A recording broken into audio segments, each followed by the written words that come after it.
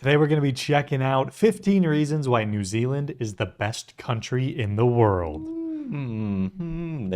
They do have some great nature from what I've seen. Maybe that's one of the reasons. Maybe. It's always been one of those countries I've wanted to go on a road trip, see the fjords, oh, it just looks incredible. It's Lord of the Rings. It could be a country that possibly tops Iceland for awesome nature. It could. Let's check it out, see why it's the best in the world. I personally don't think I've ever heard a bad word spoken about New Zealand. Really? Sometimes regarded I as have being heard people say it's very expensive. Yeah, that's a bad word.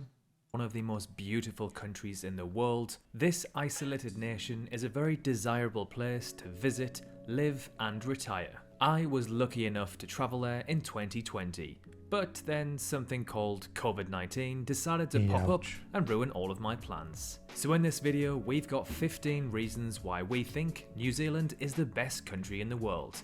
Because my name is Sam, and you're watching the Geography Bible. Alright, so let's kick off this video with number 15. Number 15 is the natural beauty. What are going to be the 14 other things? Yeah, how can there be 14 things better than that? New Zealand is undoubtedly one of the most beautiful, picturesque countries in the world. From Mount Cook to Milford Sound to Hobbiton, New Zealand is a very Hobbiton. It's crazy the different landscapes you can get too, like looking like straight up Mount Fuji right there, and then in the world, from Mount like Himalayas. Yeah, Himalayas looking. That could be like Southeast Asian. Asia. Yeah. I mean, that kind of looks like Vietnam almost. China. New Zealand is a very mountainous, rugged fantasy country, movie. Middle so Earth. it offers some of the most stunning, Alaska. picturesque views you will see on Earth. With it being a relatively narrow island, you are also never too far away from the ocean. Number 14. Its climate. New Zealand has a largely temperate climate. While the far north has subtropical weather during summer, inland alpine areas of the South Island can be as cold as -10 degrees Celsius in winter. That shot right there, you could tell me this was Argentina, not this. This is Argentina, and I believe you. Yeah, I agree. Like down by Patagonia. Winter. Most of the country lies close to the coast, which means mild temperatures, moderate rainfall, and abundant sunshine. Pretty much the perfect climate. Not too hot, but not too cold. Apart from earthquakes and the odd cyclone, New Zealand does not experience much life-threatening extreme weather. Number 13. Its low population and density. At just 5.1 million, New Zealand is a very small country. What's more, that's the same population as our state, basically, right? Is Minnesota bigger than New Zealand? It might be. I don't know. They might be like extremely similar, actually, in size. Smash both islands together. New Zealand's so skinny. And is New Zealand further south than Minnesota is north? And then the Mercator projection gets weird, so you have to like line them up or whatever. It wouldn't surprise me if it's smaller than Minnesota. But there's no mountains in Minnesota, just trees. Around a third of New Zealand lives in its biggest city, Auckland. To put this in perspective, there are about 75 cities in the world that are more populated than the entirety of New Zealand. New Zealand has a population density of around 18 people per kilometre squared, making it one of the least densely populated countries in the world. This low population... Right above South Sudan. Oh yeah, good old South Sudan. I thought they were going to talk about the amount of sheep there were when they showed the sheep. Density means less congestion, less traffic, and a general chilled vibe. Which of course isn't everyone's cup of tea, as some people do prefer the hustle and bustle of big cities. Number 12. Its history and culture. Even though New Zealand is a relatively new country in terms of the year that it was discovered, it is packed full of history. New Zealanders take huge pride in their culture, and the Maori people, along with their traditions, are well respected. Maori were the first to arrive in New Zealand, journeying in canoes from Hawaii about 1,000 years ago. A Dutchman, Abel Tasman, was the first European to sight the country, but it was the British who made New Zealand part of their empire. You'll find amazing Maori historic sites across New Zealand, as well as beautiful colonial era buildings dotted throughout the country. Number 11. Didn't we learn that in the Australia history video? They like Dutch went there and then they're like, and they left. Yeah, which is crazy that like now they're two of the more powerful countries in the world. You think they would have saw like a kangaroo and they would have been like, what? Lord of the Rings. Regardless if you are a Lord of the Rings fan or not, the Hobbit set and the surrounding rolling hills Oh, that's a are full parking lot absolutely right stunning. there. It was one of my childhood dreams to visit Hobbiton, and finally in 2020 I got to visit, and I wasn't disappointed. It was the most beautiful day, not a cloud in the sky and 20 degrees Celsius weather. The movie set is New Zealand's third largest tourist attraction, attracting What? approximately 17% of international visitors. And I mean, there's some pretty good movies, I gotta say, but that's pretty crazy.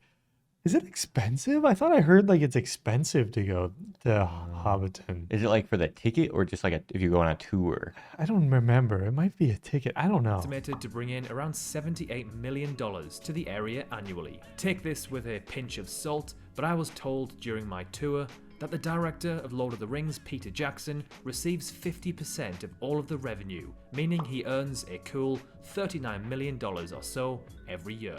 That's Number 10, crazy. It's isolation.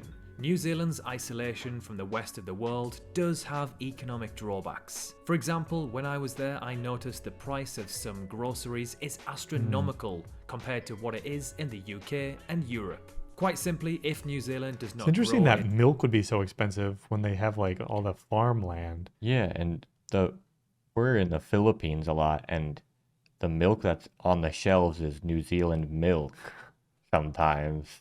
They're selling all their milk. They're not drinking Yeah, I it. guess so. certain produce, it may have to import it from a place that is tens of thousands of kilometers away. They got a lot Its of- isolation they got may a have to abundance of import it water, from a place apparently. that is But tens of lettuce, thousands of oof, kilometers away. 177% Its isolation, higher. however, does work in its favor politically.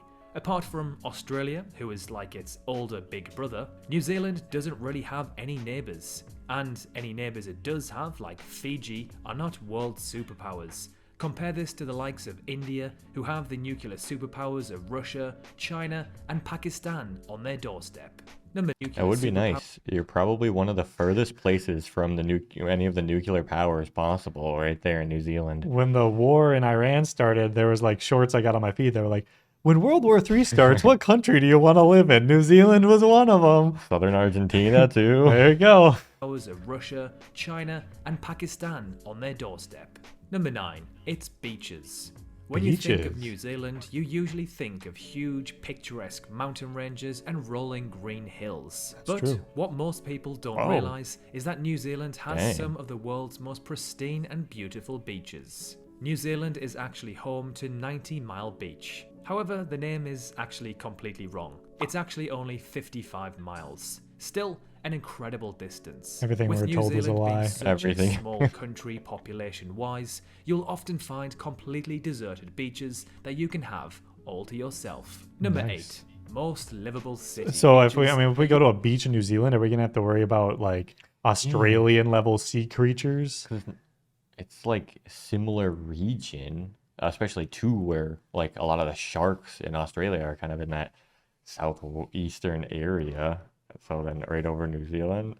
Do we have to worry about that? you can have all to yourself. Number 8. Most livable cities. In 2021, 2 of the top 10 most livable cities on Auckland number 1. Adelaide, Wellington, Tokyo, Perth.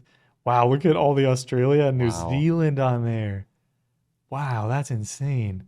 Is Tokyo livable? We've been to Tokyo. It's so busy. If you like lived in that Nakano area that we stayed, it Yeah. would be pretty chill. But the like way everything operates is super busy. Yeah. It'd be chaos to live there. It'd be interesting, but Earth chaos. were in New Zealand.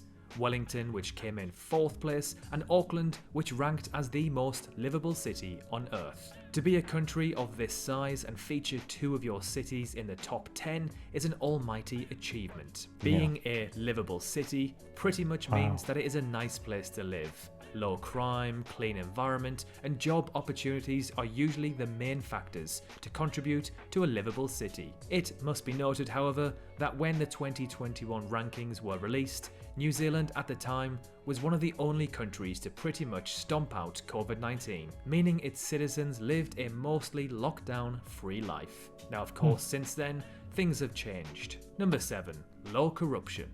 New Zealand is one of the least corrupt nations on Earth. In fact, Wow. it usually battles We Denmark. wouldn't know being Americans. Because our country is run like a business by a businessman. A super corrupt business. Other Nordic countries for the top rankings in the world. In 2021, New Zealand ranked as the equal least corrupt country in the world, alongside Finland and Denmark. Wow. As mentioned earlier, New Zealand doesn't really have any enemies, and because it isn't a nuclear power, has a relatively small economy and population, it rarely finds itself getting involved with foreign affairs. Number 6.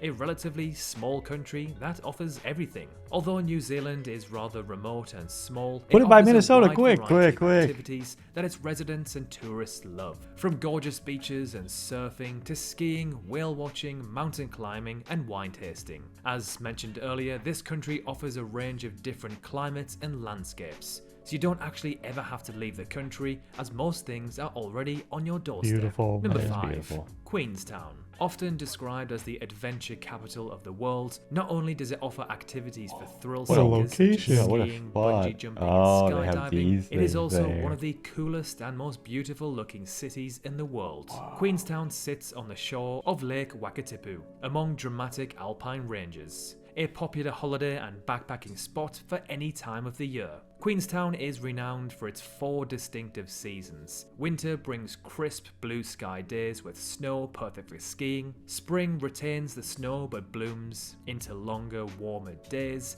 Summer offers sunshine and long twilights, and autumn a burst of brilliant red, orange and gold. Number 4. Its social purpose. New Zealand ranks 3rd in the world when it comes to social purpose. Now, Does that what mean? exactly is social purpose? Well, it's the country's attitude and actions towards a variety of social attributes, such as animal rights, human rights. So they're perfect on the environment and animal rights. That's good. We live in Southeast Asia, and those two are like the lower, really Yeah, low. Yeah.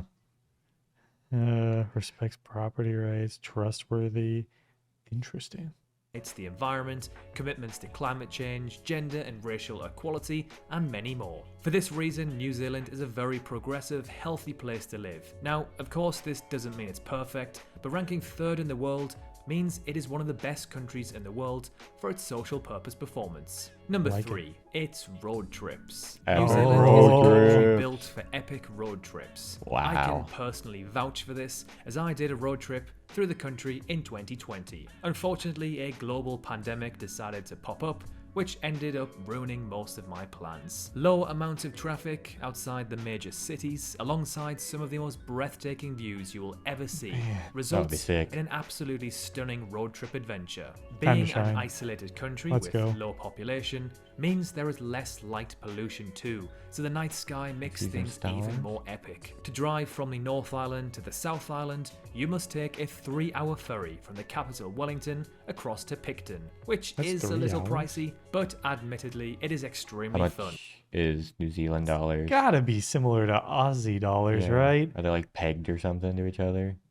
That's quite a bit. Yeah, so it might be like $150, $200 Ouch. US.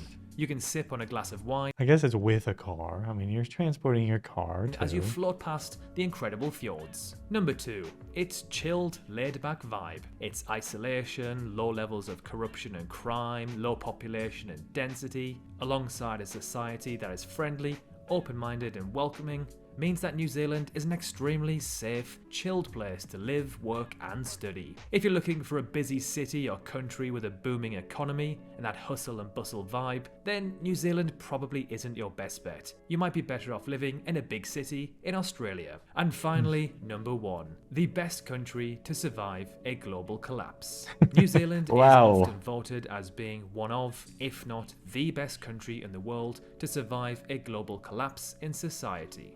The question is, if a country is ranked as the number 1 to survive a global collapse, would you want to trust that that's the best one? Because everyone's going to be going there if it collapses. I was thinking whoever is like the starter of whatever this world war is, they're just gonna shoot a missile at New Zealand first because they're like, "How dare you think you're safe from me?" Yeah.